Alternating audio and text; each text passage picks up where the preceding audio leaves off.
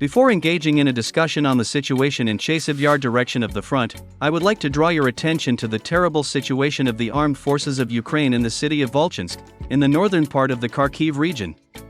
So, as of May 26, 2024, Russian troops not only took control of the entire northern part of the city, but also began to attempt to cross the Volchya River in several places at once.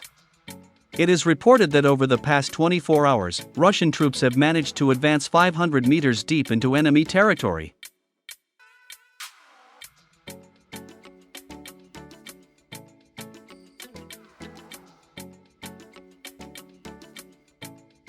At the same time, it is worth paying attention to the fact that the official statements of the Ukrainian General Staff are distinctly different from those announced by war correspondents. For example, yesterday, the official representative of the Ukrainian General Staff, Igor Prokorenko, said that the Ukrainian army allegedly stopped the advance of Russian troops in the northern part of the Kharkiv region. Moreover, he also added that the armed forces of Ukraine allegedly began to conduct counteroffensive actions in the city of Volchansk.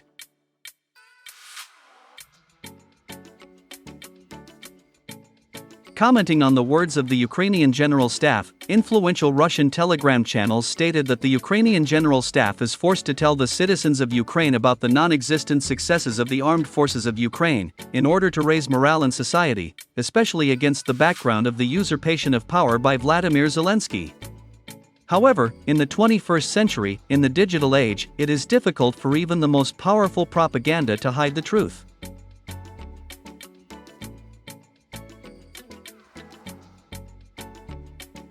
Many Ukrainian war correspondents admit that the situation of the Ukrainian armed forces in Volchansk remains difficult. According to them, thanks to the reserves and the brigades deployed in this direction, the armed forces of Ukraine could only slow down the advance of the Russian army, but not stop the general onslaught of Russian troops.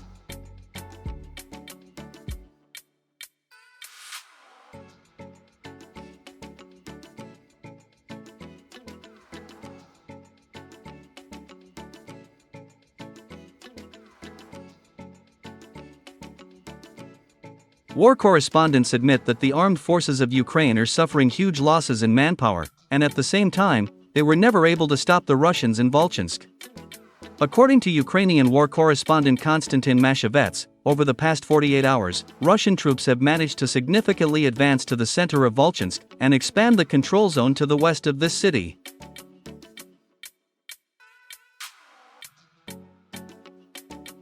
Moreover, according to monitoring resources, the Ukrainian nationalist Kraken regiment was completely destroyed in Volchansk.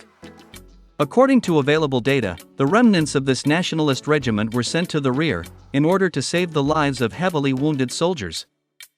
According to preliminary data, during the 15 days of fighting in Volchansk, the nationalist Kraken regiment lost about 2,000 soldiers killed and wounded. At the same time, about 100 nationalists were captured by the Russian army.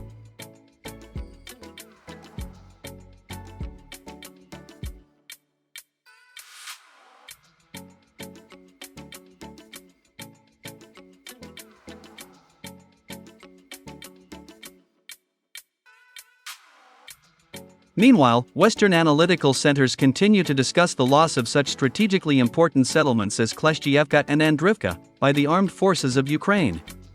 According to them, the loss of these villages by the Ukrainian army indicates that the units of the armed forces of Ukraine have completely retreated from the entire territory located in the eastern part of the Seversky Donetsk-Donbass water channel.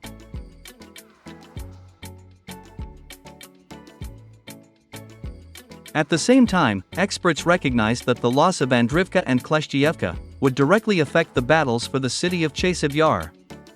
It is reported that now, the Russian army received the opportunity to cut the N20 highway, leading from Konstantinovka to Chasiv Yar. Let me remind you that this particular highway is one of the main logistics bases of the grouping of the armed forces of Ukraine located in Chasiv Yar.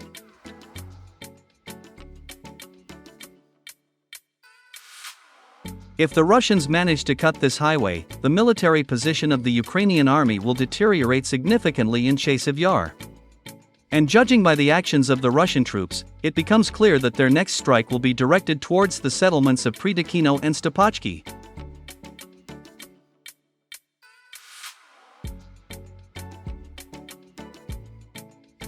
The fact is that the capture of these villages by the Russian army will completely deprive the Ukrainian High Military Command of the opportunity to use a short route to supply the grouping of armed forces of Ukraine located in Chasiv Yar.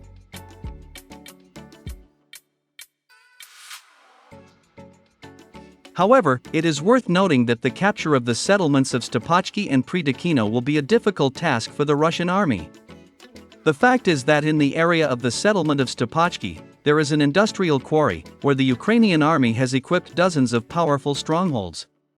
It is almost impossible to attack such strongholds on the forehead.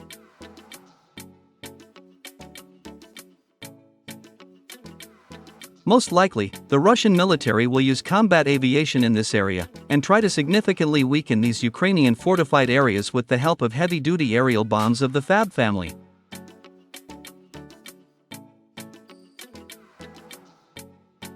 There is no doubt that when storming Ukrainian strongholds, the Russians will also use their so-called monster tanks, better known as turtle tanks. Whatever happened, one thing is quite clear. A real meat grinder will soon begin south of Chasiv Yar, which will determine the fate of the grouping of armed forces of Ukraine located in this city.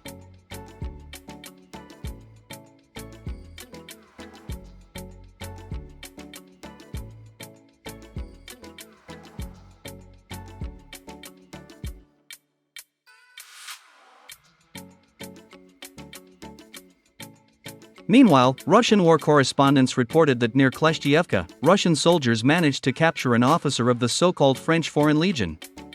It is reported that this officer received several wounds in combat, and is in serious condition.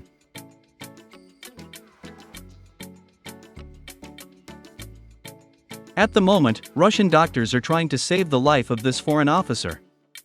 In addition to this officer, 2 mercenaries from the United States and Canada were also captured by Russian troops.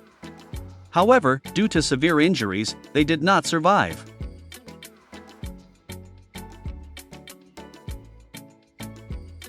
The fact that so-called foreign mercenaries also took part in the battles for Andrivka and KLESHCHEYEVKA indicates that the Ukrainian and NATO generals attached great importance to the protection of these settlements.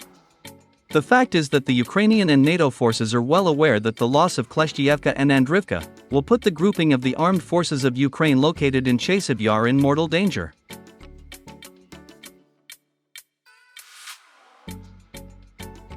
And unfortunately for the Ukrainian General Staff and its NATO military advisors, the armed forces of Ukraine along with the so-called foreign mercenaries failed to hold these settlements under their control.